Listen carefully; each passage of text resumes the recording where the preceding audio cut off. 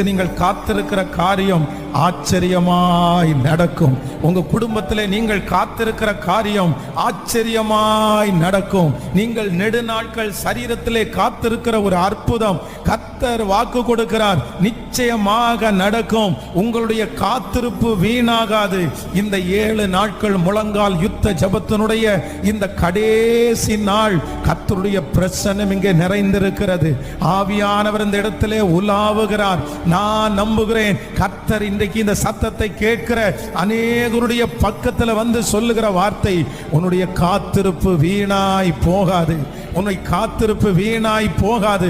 நான் உன்னை எழுப்புவேன், நான் உன்னை அலங்கரிப்பேன், நான் உன்னை மகிமைப்படுத்துவேன், நான் அநேகருக்கு முன்பாய் உன்னை சாட்சியாய் நிறுத்துவேன். இந்த சூழ்நிலை மாறும், இந்த இடம் மாறும், இந்த சிச்சுவேஷன் மாறும். கர்த்தர் இந்த இடத்திலிருந்து சீக்கிரமாய் உங்களை கொண்டு போவேன் என்று கர்த்தர் வாக்கு கொடுக்கிறார்.